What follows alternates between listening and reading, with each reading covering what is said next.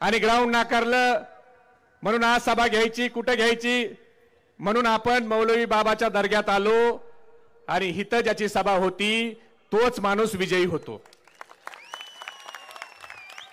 म्हणून देव जे करतो ते भल्यासाठीच करतो।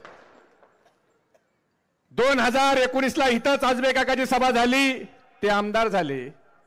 2009 वाले ज्यावेळेला राष्ट्रवादीत आले त्यांची इथंच सभा झाली, ते आमदार झाले। आता 24 ला सतीश आबा तुम्ही इथंच माझ्यासाठी प्रवेश केलाय।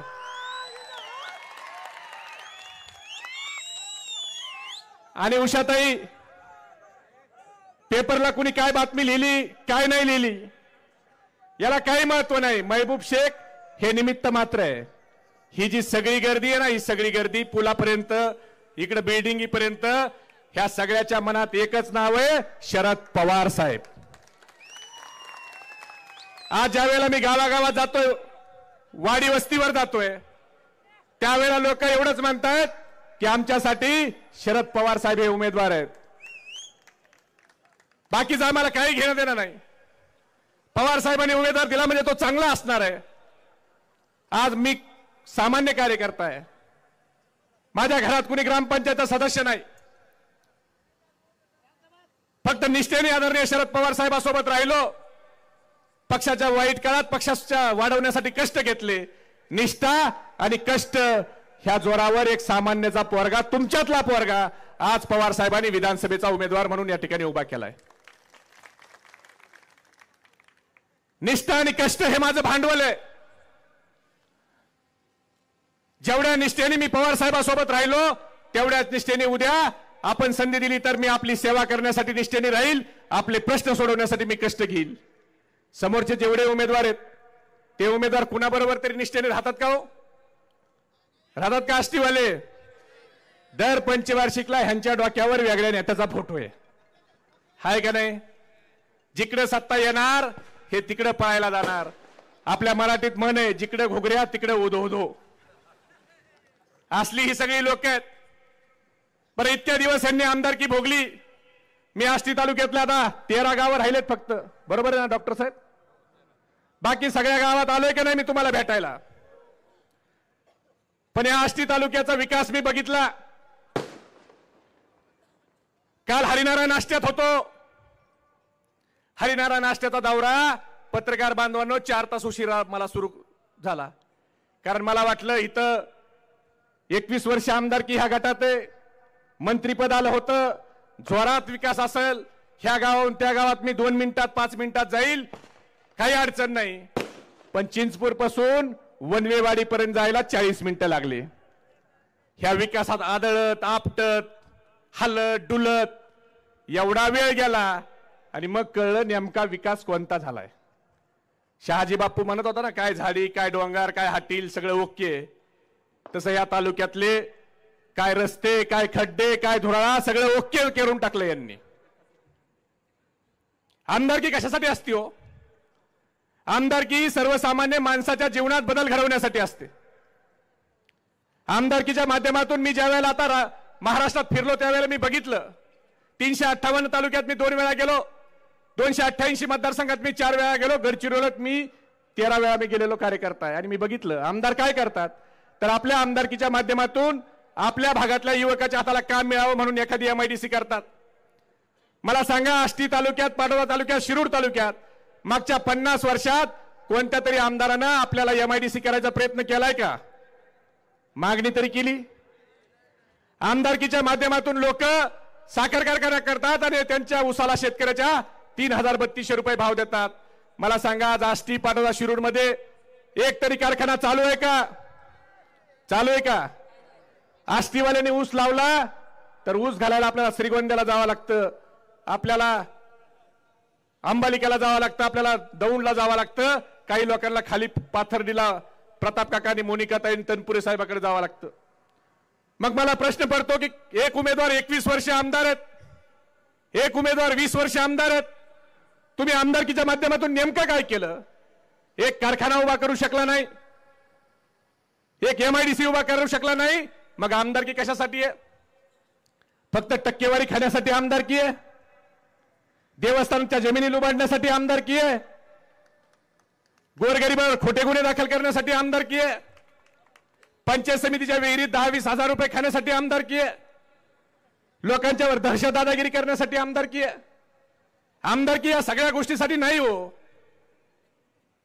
ह्या अशा छिचोरे चाळे करण्यासाठी आमदारकी नाही. आमदारकी आपल्या माणसाच्या आयुष्यात बदल घडवण्यासाठी आहे, त्याचं जीवनमान उंचवण्यासाठी आहे. मी आपल्याला या ठिकाणी शब्द देतो,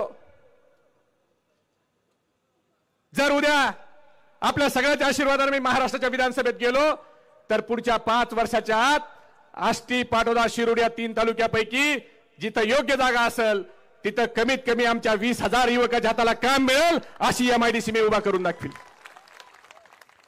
आज इथं MIDC नाही म्हणून आमचा युवक पुण्याला, पिंपरी चिंचवडला, पनवेलला, चाकणला, नवी मुंबईला, रांजणगावला, तळेगावला जातोय. त्याची इच्छा नाही जायची, पण इथं त्याच्या हाताला काम मिळत नाही म्हणून नाईलाजानं त्याला जावं लागतंय. त्याचं अर्ध लक्ष कामात आहे आणि अर्ध लक्ष त्याचं घरी आहे. आई वडील वयस्कर आहेत, त्यांच्या गोळ्या औषधाचं काय, त्यांचं जेवणाचं काय, त्यांच्या दुखण्या भाण्याचं काय. जर इथं त्याच्या हाताला काम मिळालं तर आमचा तो तरुण आई वडिलाची सेवा करू शकतो, काम करू शकतो आणि शेतीचं थोडं मागं पुढे बघू शकतो. त्या दिवशी 9 तारखेला आम्ही सगळ्या नेते मंडळींनी पवार साहेबाला विनंती केली की साहेब आम्हाला स्वतःसाठी काही नको, पण या तालुक्यात कारखाना आणि MIDC करून आपण द्या. आणि मला अभिमान आहे की शरद पवार साहेबांनी 9 तारखेला शब्द दिला की या मतदारसंघातला कारखाना आणि MIDCचा प्रश्न मार्गी लावण्याची जबाबदारी ही आदरणीय शरद पवार साहेबांनी स्वतः घेतली.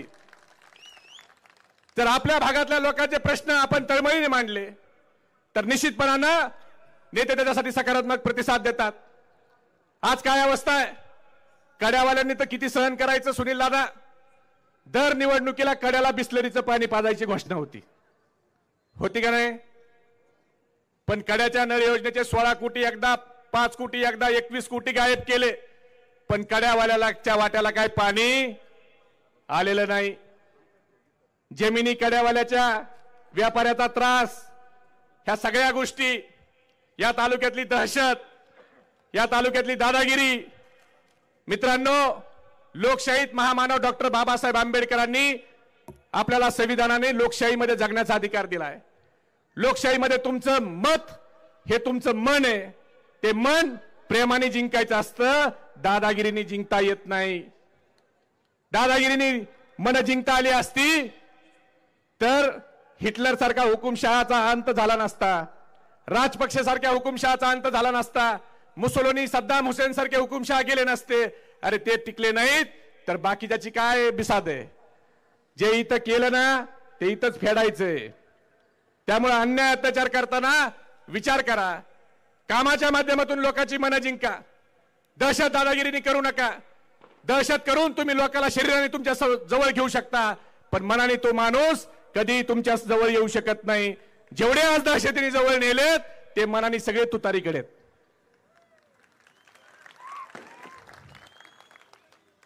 दहशत दादागिरीचं राजकारण हे जास्त काळ टिकत नाही. तुम्ही विकासावर मत मागा. आता जातीवर प्रचार करायला सुरुवात केली, एकेकाला बोलून घेऊन असं कळलंय. काही लोक विदाऊट नावाचे पॉम्पलेट वाटायला लागलेत. ह्या लोकांना स्वतःच्या निवडणूक आली की जात कळते. मग या मतदारसंघासाठी तुम्ही ज्या वेळेला पदावर होता त्यावेळेला काय केलं हे देखील सांगा. 1.68 TMC पाण्यावर राजकारण या तालुक्यात 40 वर्ष झालं. आजबे काका जरी इथं नसले, आपल्या स्टेजवर नसले तरी जे माणूस योगदान द्यायला असतो त्याचं नाव घेतलं पाहिजे. हे संस्कार आम्हाला आदरणीय पवार साहेबांचे आहेत. बाळासाहेब आजबे काका आणि मी जयंत पाटील साहेबांकडे गेलो आणि सांगितलं साहेब ही योजना खूप दिवसाची आहे. तिथून पवार साहेबांच्याकडे गेलो, साहेबाला सांगितलं साहेब तुम्हाला मानणारा तालुका ही योजना झाली पाहिजे. पवार साहेबांनी जयंत पाटील साहेबाला फोन केला आणि 1.68 TMC पाण्याचं काम हे 1468 कोटीचं टेंडर काढून जर कुणी मार्गी लावला असेल तर ते जयंत पाटील साहेबांनी लावलं पवार साहेबांच्या शब्दावर. आज विकासाच्या या गप्पा मारतात. आज काय केलं हा प्रश्न खरं तर आपण सगळ्यांनी विचारला पाहिजे. मला सांगा, तेलाचा डबा कितीला झाला हो आता? 1500चा तेलाचा डबा कितीला झाला? 2400ला सूर्यफूल आणि सोयाबीन 2200 रुपयाला. शेंगदाण्याचे भाव वाढले का नाही? खोबऱ्याचे भाव वाढले, गॅसचे वाढले, पेट्रोलचे वाढले, डिझेलचे वाढले, खताचे वाढले. आमच्या दुधाला भाव आहे का? दुधाला भाव आहे का आपल्या? किती आहे दुधाला भाव? 22 ते 27 रुपये, बरोबर. आणि हे म्हणतात अनुदान देऊ 24. आता मला सांगा, हे म्हणतात अनुदान देऊ, अनुदान मिळालंय का दुधाचं? मला सांगा, आता अनुदान द्यायला ऑनलाईन करायचं, केवायसी काढायची. आता हे फडणवीसांना शेतकऱ्याचं दुखणं काय कळणार आहे? हे बाबा आल्यापासून महाराष्ट्राच्या राजकारणाचा फार सत्यानाश करून टाकला ह्यांनी. आता मला सांगा, तुम्ही सांगताय ऑनलाईन करा. अहो फडणवीस साहेब, आमच्या शेतकऱ्यांनी धार काढायची, शेण काढायचं, गाईला म्हशीला चारा द्यायचा, शेतातलं काम करायचं का ऑनलाईन करायचं? बरं ठीक आहे, आम्ही ऑनलाईन केवायसी काढतो. फडणवीस साहेब, तुम्ही आमची धार काढायला या आणि तुम्ही आमच्या गाईचं शेण काढायला या. जमतंय का बघा? अरे 40 रुपये भाव द्यायचा तर डायरेक्ट द्या ना. शेतकऱ्याला जे द्यायचं डायरेक्ट द्या. त्याला शेतात काम करायला वेळ मिळत नाही. तुमचं ऑनलाईन करायला कधी जाणार आहे तो? चेष्टा करता आमच्या शेतकऱ्याची, मस्करी लावली शेतकऱ्याची. आमच्या कांद्याला भाव मिळायला लागला की कांदा निर्यात करायला तुम्ही 40% दर लावता आणि गुजरातचा कांदा 0% दराने त्या ठिकाणी निर्यात करता. म्हणजे गुजरातच्या शेतकऱ्याला वेगळा न्याय आणि आमच्या महाराष्ट्राच्या शेतकऱ्याला वेगळा न्याय. हे कसं चालेल? आमच्या सोयाबीनला आज भाव नाही, आमच्या दुधाला भाव नाही. तुम्हाला कर्जमाफी करा आम्ही म्हणतो, तुम्ही कर्जमाफी करत नाही. देशातल्या 96 उद्योगपतीला 35 लाख कोटी रुपयाची कर्जमाफी करा, तुमच्याकडे पैसे आहेत. आमच्या देशातल्या शेतकऱ्याला 1 लाख कोटी रुपये तुम्हाला माफ करायला नाही. उद्धव ठाकरेंचं सरकार असताना 2 लाख रुपयाची कर्जमाफी, उद्धव साहेबांचं महाविकास आघाडीचं सरकार असताना झाली का नाही 2 लाखाची कर्जमाफी? पवार साहेब कृषी मंत्री असताना 71,000 कोटीची कर्जमाफी झाली का नाही? आणि उद्या देखील आपलं सरकार आल्यावर 3 लाख रुपयाची सरसकट कर्जमाफी या शेतकऱ्याची होणार आहे. कारण ते सरकार शरद पवार साहेबांचं सरकार असणार आहे, ज्या शरद पवार साहेबाला शेतकऱ्याची जाण आहे. अरे आम्हाला आठवतं, ज्या वेळेला पवार साहेब देशाचे कृषी मंत्री होते आणि कांदा 100 रुपये किलोनी झाला, सगळ्या विरोधी पक्षाचे खासदार कांद्याच्या माळा गळ्यात घालून आले आणि तिथं सांगायला लागले की महागाई वाढली, आमच्या डोळ्यात पाणी आलं, कृषी मंत्री राजीनामा द्या, आमचे भाव कमी करा कांद्याचे. पवार साहेबांनी उत्तराच्या भाषणात सांगितलं, तुम्हाला रोजच्या जेवणात कांदा किती लागतो, तुम्हाला आठवड्याला कांदा किती लागतो, तुम्ही 500 रुपयाचं तिकीट काढून पिक्चरला जाता, पण माझ्या शेतकऱ्याच्या घामाला दाम द्यायला तुम्हाला दुखतंय. तुम्हाला शेतकऱ्याच्या घामाला दाम द्यावा लागेल, तुम्हाला कांदा 100 रुपये किलोनीच घ्यावा लागेल. हे ठणकावून सांगणारा कृषी मंत्री एकमेव शरद पवार साहेब. आज कोण कृषी मंत्री हे सांगू शकतो? आज काय चाललंय? बरं झालं ते गाईला आणि म्हशीला अण्णासाहेब ऑनलाईन करताना देवेंद्र फडणवीसांनी हात टाकली नाही की ऑनलाईन करायला गाईला आणि म्हशीला बी आणा आणि त्याच्या हातापायचे ठसे आणा. मागे कर्जमाफीला बोलली होतं ना आपल्याला नवरा बायकोला घेऊन. जस काय कर्जमाफी करायची का सत्यनारायणचा प्रसाद घ्यायचा आहे? आज काय चाललंय? देशात सुडाचं राजकारण, ईडी सीबीआय. अरे ह्या वयात तुम्ही पवार साहेबांचा पक्ष फोडला नाही, चोरला. ज्या पवार साहेबांनी पक्ष उभा केला त्या पवार साहेबांचा पक्ष तुम्ही चोरला. 25 वर्ष पवार साहेबांनी पक्ष वाढवला. एखाद्या आईने 25 वर्षाचं बाळ वाढवावं आणि ते सुट्ट्यात फक्त मामीच्या गावाला जावं आणि मामीनी म्हणावं कोर्टात जाऊन की हे बाळ हे माझं आईचं नाही तर माझं, हे बाळ आईचं नाही मामीचं आहे. त्या आईला ज्या वेदना होत असतील ना बाळ गेल्यावर, त्या वेदना शरद पवार साहेबाला झाल्या असतील. ह्यांनी ह्या वयात पवार साहेबाला कोर्टाच्या दारात बसवलं. एवढा सत्तेचा मस्ती आणि मज. स्वर्गीय बाळासाहेब ठाकरेंच्या मुलाकडून तुम्ही शिवसेना पक्ष चोरून घेतला. अरे काय पद्धत आहे? आज कुणाला ईडी लाव, सीबीआय लाव. देवेंद्र फडणवीसनी 71,000 कोटीच्या सिंचन घोटाळ्याचा आरोप कुणावर केलता हो? कुणावर केलता? कुठे आहेत ते आज? महाराष्ट्र सदन घोटाळ्यात 2.5 वर्ष जेलमध्ये कोण होतं? कुठे आहेत ते आज? नवाब मलिक आपल्याकडे असताना दाऊद इब्राहिमचे जावई होते, आता कुणाचे जावई आहेत?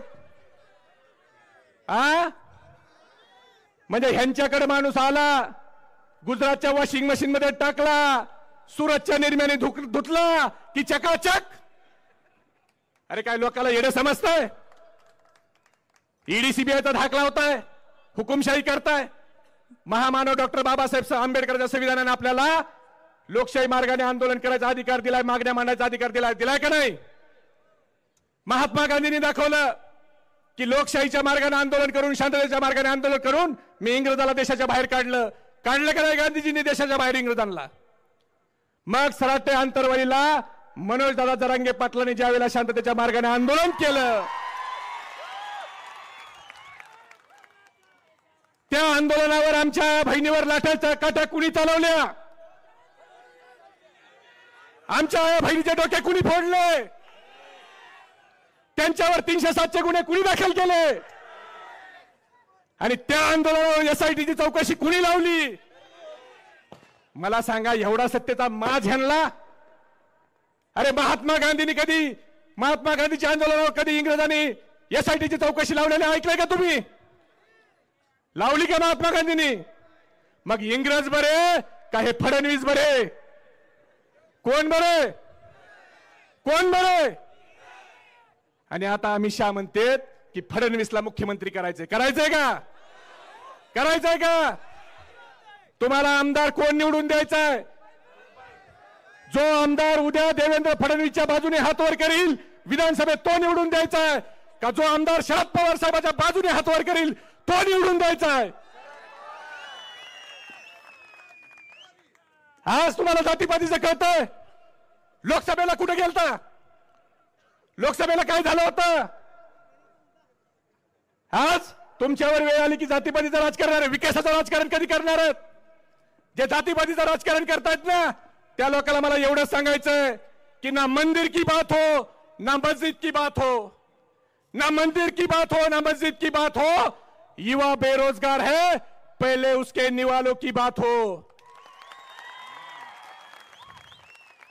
मेरे नींद को दिक्कत न भजन से है न अजान से है, मेरे नींद को दिक्कत न भजन से है न अजान से है, मेरे नींद को दिक्कत मरते हुए जवान और खुदकुशी करते किसान से है.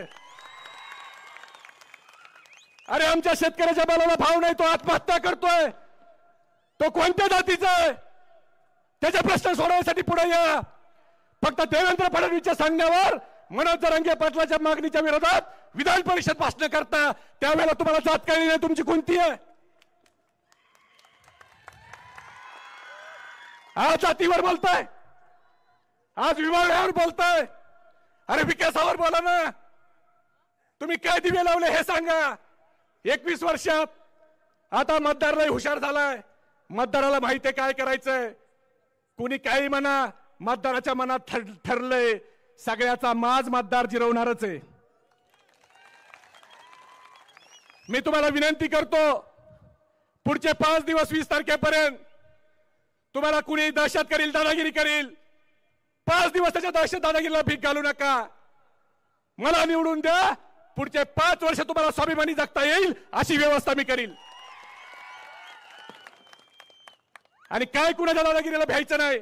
अरे 100 दिवस शेळी बनून जगण्यापेक्षा 10 दिवस जगा पण वाघ बनून जगा. आपल्या नशिबात लिहिलेलं कुणी चोरू शकत नाही. करोनात गेले का नाही लोक? गेले का नाही करोनात? त्यामुळे काय चिंता करू नका हो, कुणाला भ्यायचं नाही. दहशत दादागिरीचा अंत जवळ आलाय. तुम्ही काळजी करू नका. मतदान रूपी मला आशीर्वाद द्या. पवार साहेबाचा फोटो माझ्या डोक्यावर आहे. तुम्ही काळजीच करू नका, सगळ्याला नीट करतो. सगळ्याला काय काळजी करायची गरज नाही. सगळ्याच्या सोबत मी काम केलेलं आहे. कौन कितना पानी में है ना मेरे को पता है आबा.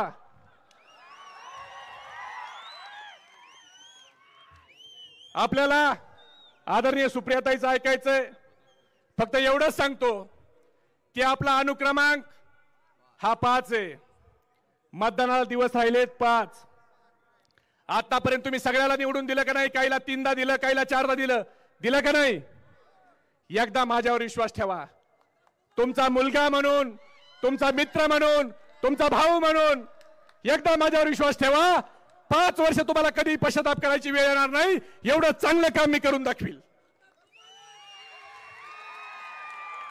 आणि मी लई सामान्य कुटुंबातला आहे हो, लई सामान्य. माझं मनगट तुमच्या हातात बसणार आहे. तुम्ही कधी माझ्या मनगटाला धरून मला काम सांगू शकता. मी कधी तुमच्या जमिनीवर डोळा ठेवणारा माणूस नाही बरं का, अजिबात नाही. कधी मार्केट कमिटीत शेतकऱ्याची लूट होऊ देणार नाही. पंचायत समितीत रुपया कुणाला खाऊ देणार नाही. जलजीवन योजनेत जेवढा भ्रष्टाचार झालाय ना, तेवढा भ्रष्टाचार जर ह्या पट्ट्याने नाही बाहेर काढला तर माझं नाव बदलून ठेवा. विठ्ठल ठोंबरे नावाच्या आमच्या मांगेवाडीच्या एका शेतकऱ्यांनी ताई मला 5,000 रुपयाची वर्गण दिली. 5,000 रुपयाची. ती 5,000 रुपयाची वर्गण माझ्यासाठी 5 लाखापेक्षा जास्त आहे. बायकोला मी ते सांगितलं की तुझ्या अंगातल्या सोने आणि मंगळसूत्रापेक्षा तू हे 5,000 रुपये जपून ठेव, कारण एका ऊसतोड कामगारानं आज हे 5,000 रुपयाची मदत मला दिली. ही मदतीचे सर मला कशाला येणार नाही. आज लोकांना विनंती करतो की आता आपण तर मतदान रूपी आशीर्वाद द्याच, पण सगळ्या पाहुण्यारावळ्याला सांगा, अरे एकदा तरुण पोरगा उभा राहिलाय, पवार साहेबांनी केलाय, एकदा याच्यावर विश्वास ठेवून बघू काय करतोय ते. एवढीच विनंती करतो. आपलं चिन्ह अनुक्रमांक 5 ला आहे बरं का, आणि 6 नंबरला ह्यांनी पिपाणी आणली. पिपाणी त्यामुळे काळजी घ्या. लोकसभेतले नाकात नऊ आणले आपल्या पिपाणीनी. म्हणून माझं नाव अनुक्रमांक 5 ला महबूब इब्राहिम शेख. त्याच्यासमोर माझा पासपोर्ट साईजचा फोटो आणि त्याच्या समोर हे तुतारी वाजवणारा माणूस. त्या चिन्हाच्या समोर आपण बटन दाबून मला मतदान रूपी आशीर्वाद द्या आणि आपल्या सगळ्याची सेवा करायची संधी द्या. एवढीच विनंती करतो आणि थांबतो. जय हिंद, जय महाराष्ट्र. महबूब भाई तुम आगे बढ़ो. महबूब भाई तुम आगे बढ़ो. काही लोकांनी प्रवेश केलेत, पण वेळेअभावी मी फक्त त्यांचे नाव या ठिकाणी अनाउन्स करतो, नंतर आपण त्यांचं स्वागत करू. आज प्रत्येकेश राठोड, कृष्णा मिसाळ, राहुल शिरसाट, विलास शिरसाट, निखिल राठोड, कृणाल राठोड, शिवराज चव्हाण, रविराज चव्हाण, सागर राठोड, अजिनाथ शिरसाट, पप्पू शिंदे, अंकुश गिरे, शिवाजी गिरे, बाळासाहेब कांबळे, ग्रामपंचायत उपसरपंच देसूर, सुधाकर भगत, गणेश भवर, हरिओम भवर, दादा कांबळे, शरद भवर, राजू कांबळे, अनिल कांबळे, विनोद भवर, माजी सरपंच सांगवी आष्टी, प्रदीप बाजीराव खेडकर साहेब, बबलूभाई शेख, सिद्धांत निकाळजे, बाळासाहेब महादेव कर्डिले, पैलवान विठ्ठल खेडकर, श्री बापूसाहेब वाळके, ऋषिकेश एकशिंगे, गणेश एकशिंगे, अक्षय इतापे, राम मेहरकर, नितीनजी एकशिंगे, भगवत मिसाळ, बापूराव गावडे पाटील, रोहिदास गावडे पाटील, सुभाष मेटे, अनिल जाधव, राजू खेडकर, बाबा जांभरे, तुकाराम काळे.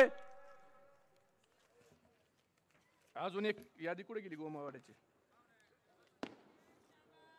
कृष्णा सुरे, अभिमान पवार, हनुमान पवार, पप्पू राजे सुरे, रामेश्वर सुरे, बिभीषण काकडे, बंडू पवार, सतीश काकडे, शिवाजी सुरे, शरद पाटोळे, लक्ष्मण सुरे, शिवाजी पवार, विकास मोकाशे, दारू नाना शिंदे. आता या सगळ्याचा स्टेटस बघितलं की त्यांना फोन जाणार आणि तुम्हाला बोलून घेणार आणि गमजा घाला म्हणणार. एवढाच कार्यक्रम सध्या समोरच्या पार्टीला शिल्लक राहिला. धन्यवाद. या सगळ्याचं स्वागत.